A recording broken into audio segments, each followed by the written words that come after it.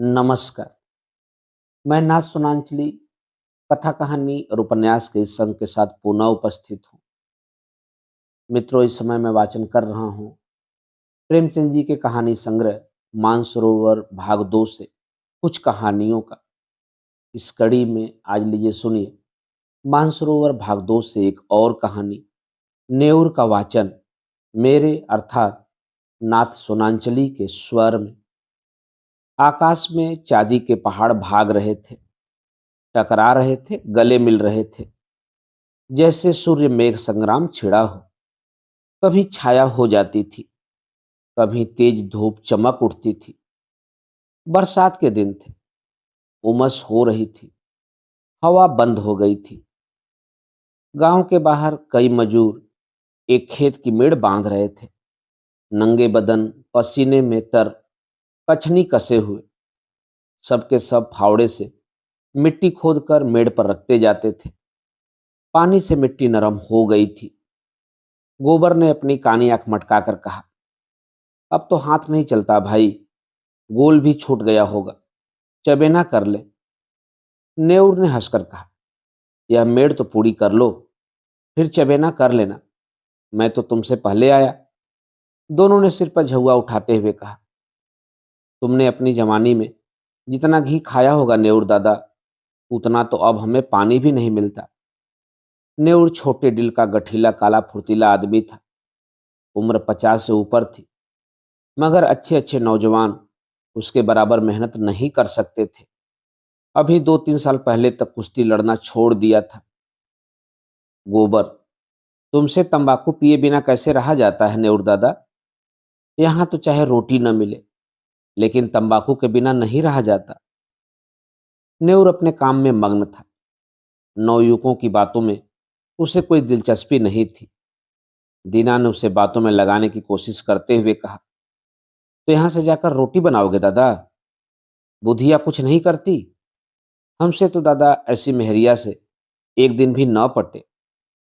नेऊर के पिचके खिचड़ी मुखों से ढके हुए मुख पर हास्य की स्मित रेखा चमक उठी, जिसने उसकी कुरूपता को और भी सुंदर बना दिया। बोला, जवानी तो उसी के साथ कटी है बेटा, अब उससे कोई काम नहीं होता तो क्या करूं? गोबर, तुमने उसे सिर चढ़ा रखा है, नहीं तो काम क्यों न करती? मजे से खाट पर बैठी चिलम पीती रहती है और सारे गांव से लड़ा करती है। तुम बूढ़े हो गए, लेकिन वह तो अब भी जवान बनी है। दीना, जवान औरत उसकी क्या बराबरी करेगी? सिंदूर, टीका, काजल, मेहंदी में तो उसका मन बसता है। बिना किनारदार रंगीन धोती के उसे कभी देखा ही नहीं। उस पर गहनों से भी जी नहीं भरता। तुम गऊ हो, इससे निबाह हो जाता है, नहीं तो अब तक गली गली ठोकरें खाती होती। गोबर, मुझे तो उसके बनाव श्रृंगार पर गुस्सा आता है। काम कुछ न करेगी, पर खाने पहनने को अच्छा ही चाहिए। नेव, तुम क्या जानो बेटा, जब वह आई थी तो मेरे घर में 7 हल की खेती होती थी, रानी बनी बैठी रहती थी। जमाना बदल गया तो क्या हुआ, उसका मन तो वही है। घड़ी भर चूल्हे के सामने बैठ जाती है तो आंखें लाल हो जाती है और सिर थामकर पड़ जाती है। मुझसे तो यह नहीं देखा जाता। इसी दिन के लिए तो आदमी शादी ब्याह करता है, और नहीं तो इस गृहस्थी के जंजाल में क्या रखा है। यहाँ से जाकर रोटी बनाऊंगा, पानी लाऊंगा, तब 2 कौर खाएगी, नहीं तो मुझे क्या था, तुम्हारी तरह 4 फांकी मारकर एक लोटा पानी पी लेता। जब से बिटिया मरी, तब से तो वह और भी सुस्त हो गई। यह बड़ा भारी धक्का लगा। माँ की ममता हम तुम क्या समझेंगे बेटा। पहले तो कभी कभी डांट भी देता था, अब किस मुंह से डांटूं। दीना, तुम कल पेड़ पर काहे को चढ़े थे? अभी गुलर कौन पकी है? नेऊर, उस बकरी के लिए थोड़ी पत्ती तोड़ रहा था। बिटिया को दूध पिलाने को बकरी ली थी, अब बुढ़िया हो गई है, लेकिन थोड़ा दूध दे देती है। उसी का दूध और रोटी तो बुधिया का आधार है। घर पहुंचकर नेऊर ने लोटा और डोरा उठाया और नहाने चला। स्त्री ने खाट पर लेटे लेटे कहा, इतनी देर क्यों कर दिया करते हो? आदमी काम के पीछे प्राण थोड़े ही देता है। जब मजदूरी सबके बराबर मिलती है तो क्यों काम के पीछे मरते हो? नेऊर का अंतःकरण एक माधुर्य से सराबोर हो गया। उसके आत्मसमर्पण से भरे हुए प्रेम में मैं की गंध भी तो नहीं थी। कितना स्नेह है, और किसे उसके आराम की, उसके मरने जीने की चिंता है? फिर वह क्यों न अपनी बुधिया के लिए मरे? बोला, तू उस जन्म में कोई देवी रही होगी बुधिया, सच। अच्छा, रहने दो यह चापलूसी। हमारे आगे अब कौन बैठा हुआ है जिसके लिए इतना हाय हाय करते हो? नेऊर गज भर की छाती की स्नान करने चला गया। लौटकर उसने मोटी मोटी रोटियां बनाई। आलू चूल्हे में डाल दिए गए थे। उसका भुर्ता बनाया। फिर बुधिया और वो दोनों साथ बैठे। बुधिया, मेरी जात से तुम्हें कोई सुख न मिला।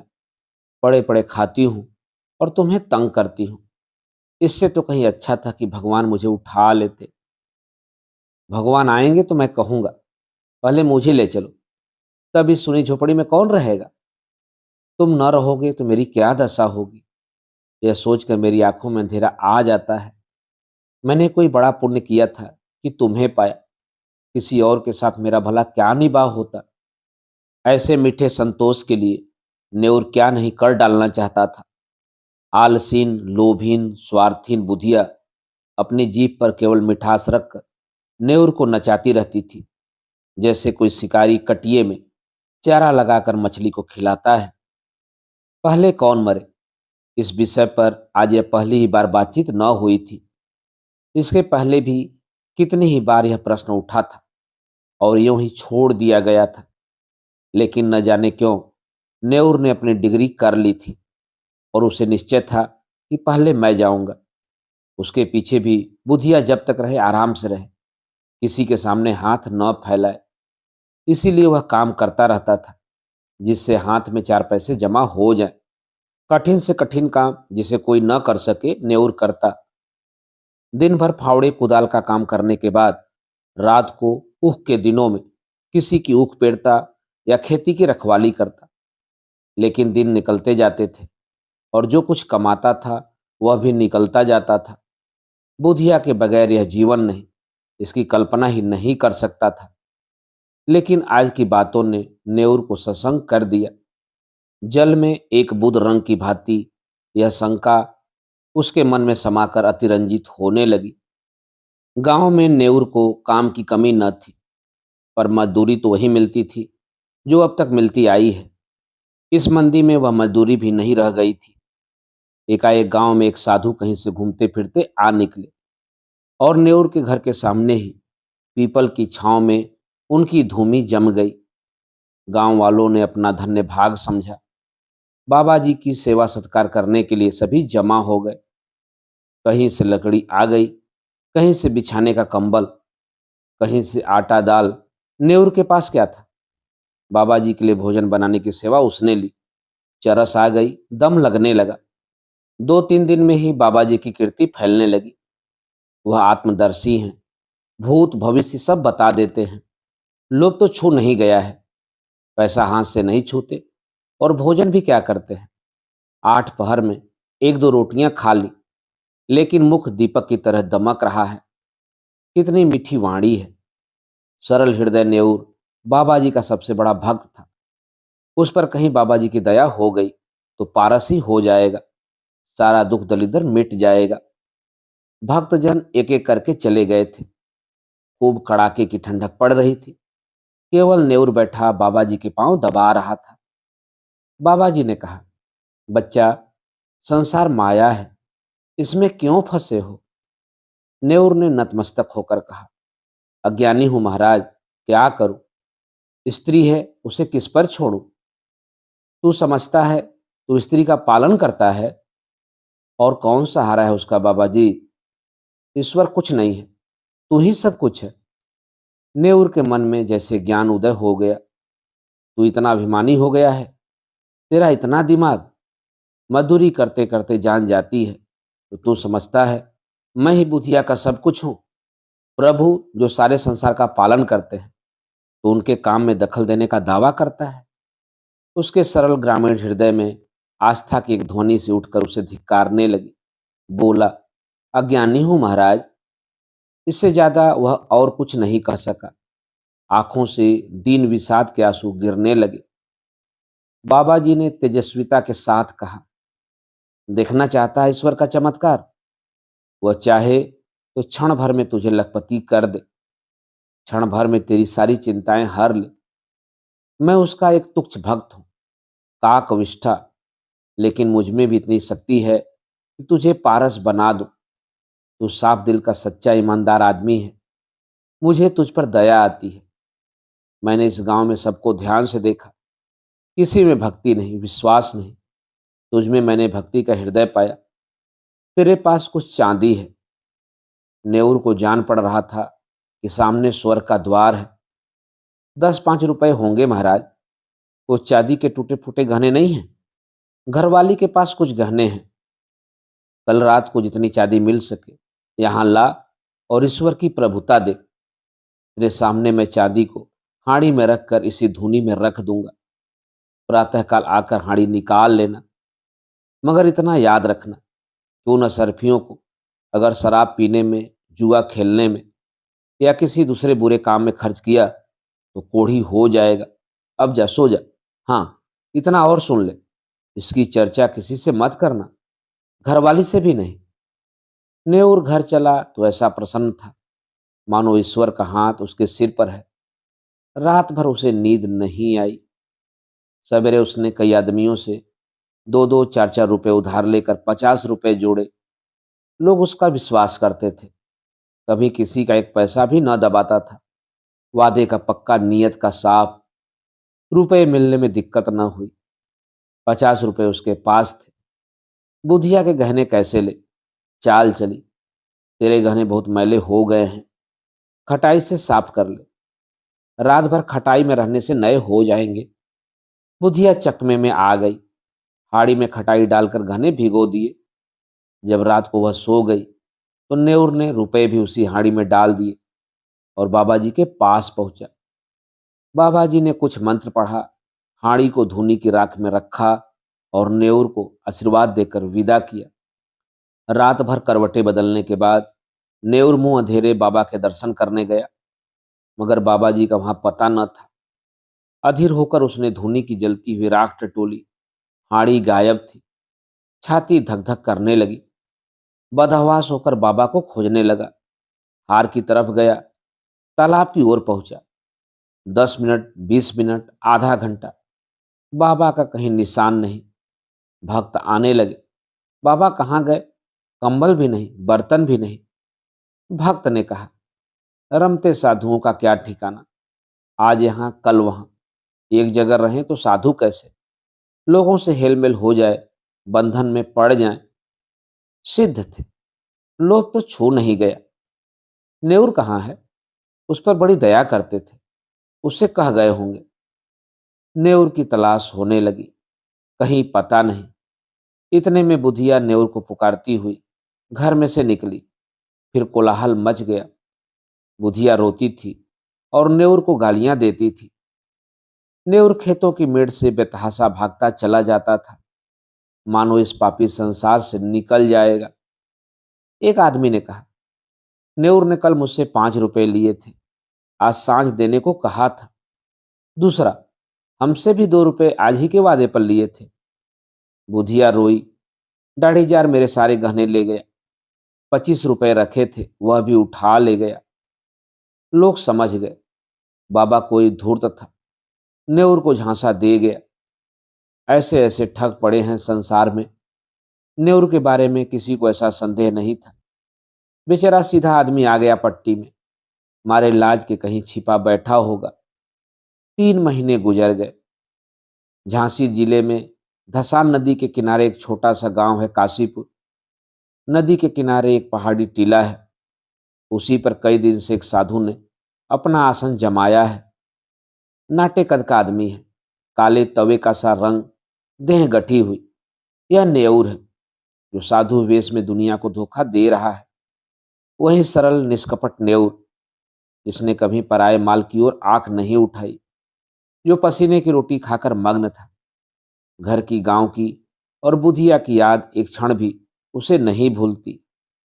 इस जीवन में फिर कोई दिन आएगा कि वह अपने घर पहुंचेगा और फिर उस संसार में हंसता खेलता अपनी छोटी छोटी चिंताओं और छोटी छोटी आशाओं के बीच आनंद से रहेगा। वह जीवन कितना सुखमय था। जितने से जितने थे सब अपने थे, सभी याद करते थे, सहानुभूति रखते थे। दिन भर की मजदूरी, थोड़ा सा अनाज या थोड़े से पैसे लेकर घर आता था तो बुधिया कितने मीठे स्नेह से उसका स्वागत करती थी। वह सारी मेहनत, सारी थकावट जैसे उस मिठास में सजकर और मीठी हो जाती थी। हाय, वे दिन फिर कब आएंगे? न जाने बुधिया कैसी रहती होगी। कौन उसे पान की तरह पालेगा? कौन उसे पकाकर खिलाएगा? घर में पैसा भी तो नहीं छोड़ा, गहने तक डुबा दिए।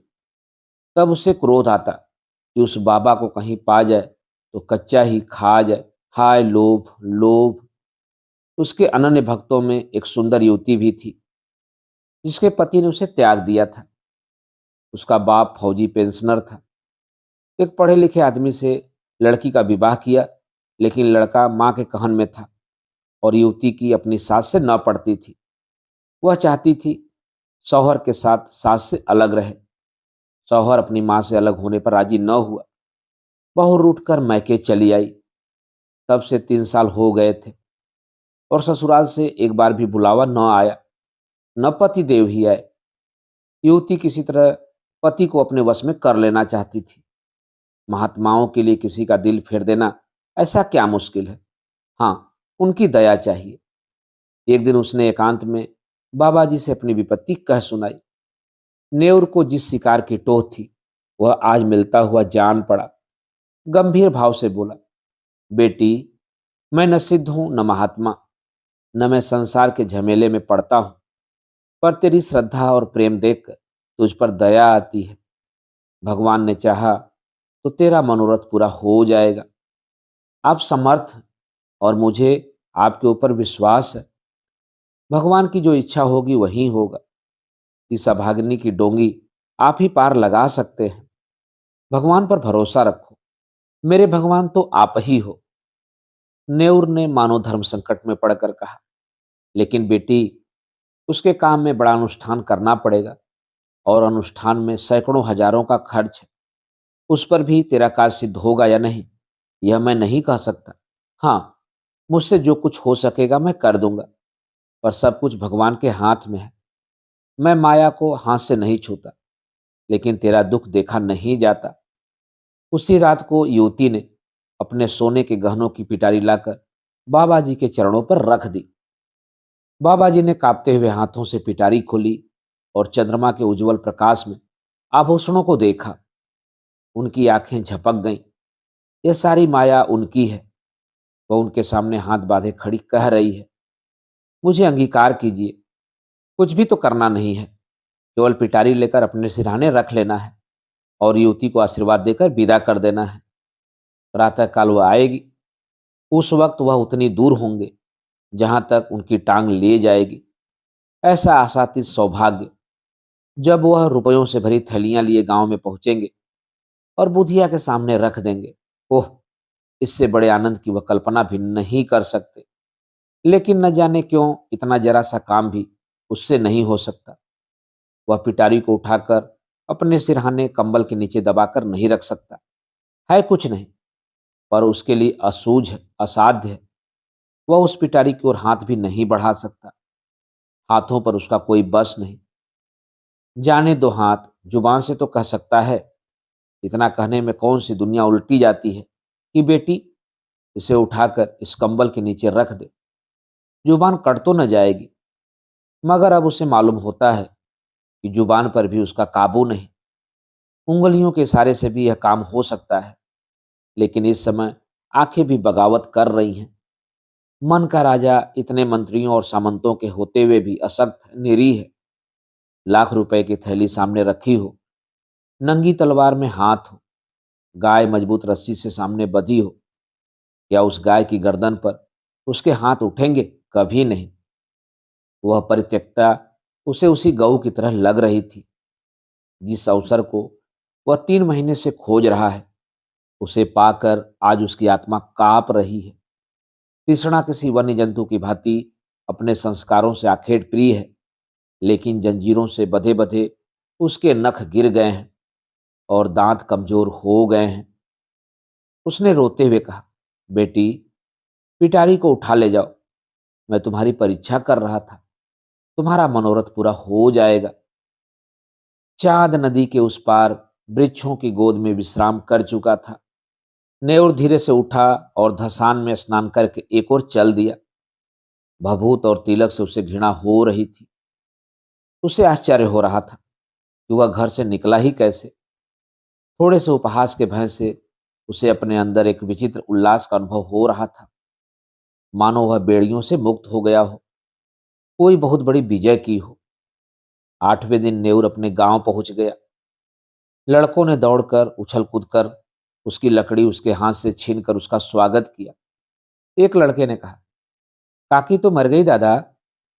नेउर के पांव जैसे बंध गए, मुंह के दोनों कोने नीचे झुक गए। दीन विषाद आंखों में चमक उठी। कुछ बोला नहीं, कुछ पूछा नहीं। पल भर जैसे निस्तब्ध खड़ा रहा, फिर बड़ी तेजी से अपनी झोपड़ी की ओर चला। बालक वृंद भी उसके पीछे दौड़े, मगर उनकी शरारत और चंचलता भाग गई थी। झोपड़ी खुली पड़ी थी। बुधिया की चारपाई जहां की तहां थी। उसकी चीलम और नारियल ज्यों के त्यों धरे हुए थे। एक कोने में 2-4 मिट्टी और पीतल के बर्तन पड़े हुए थे। लड़के बाहर ही खड़े रह गए। झोपड़ी के अंदर कैसे जाएं? वहां बुधिया बैठी है। गांव में भगदड़ मच गई। नेउर दादा आ गए। झोपड़ी के द्वार पर भीड़ लग गई। प्रश्नों का तांता बध गया। तुम इतने दिन कहाँ थे दादा? तुम्हारे जाने के बाद तीसरे दिन काकी चल बसी। रात दिन तुम्हें गालियां देती थी, मरते मरते तुम्हें कोसी रही थी। तीसरे दिन आए तो मरी पड़ी थी। तुम इतने दिन कहाँ रहे? नेउर ने कोई जवाब न दिया, केवल शून्य, निराश, करुण, आहत नेत्रों से लोगों की ओर देखता रहा, मानो उसकी वाणी हर ली गई। उस दिन से किसी ने उसे बोलते, रोते या हंसते नहीं देखा। गांव से आधा मील पर पक्की सड़क है, अच्छी आमद रफ्तार है। नेउर बड़े सवेरे जाकर सड़क के किनारे एक पेड़ के नीचे बैठ जाता है। किसी से कुछ मांगता नहीं, पर राहगीर कुछ न कुछ दे ही देते हैं, चबेना, अनाज, पैसे। संध्या समय वो अपनी झोपड़ी में आ जाता है, चिराग जलाता है, भोजन बनाता है, खाता है और उसी खाट पर पड़ा रहता है। उसके जीवन में जो एक संचालक शक्ति थी, वह लुप्त हो गई है। वह अब केवल जीवधारी है। कितनी गहरी मनोव्यथा है। गांव में प्लेग आया। लोग घर छोड़ छोड़कर भागने लगे। नेउर की अब किसी को परवाह न थी, न किसी को उससे भय था, न प्रेम। सारा गांव भाग गया। नेउर ने अपनी झोपड़ी न छोड़ी। तब होली आई, सबने खुशियां मनाई। नेउर अपनी झोपड़ी से निकला और आज भी वह उसी पेड़ के नीचे सड़क के किनारे उसी तरह मौन बैठा हुआ नजर आता है, निश्चेष्ट, निर्जीव। मित्रों, अभी आप सुन रहे थे मानसरोवर भाग 2 से एक कहानी नेउर का वाचन मेरे अर्थात नासुनांचली के स्वर में। मित्रों, और भी किस्से, कहानी और उपन्यास सुनने के लिए आप मेरे साथ कथा, कहानी और उपन्यास के साथ जुड़े रहें। धन्यवाद। नमस्कार।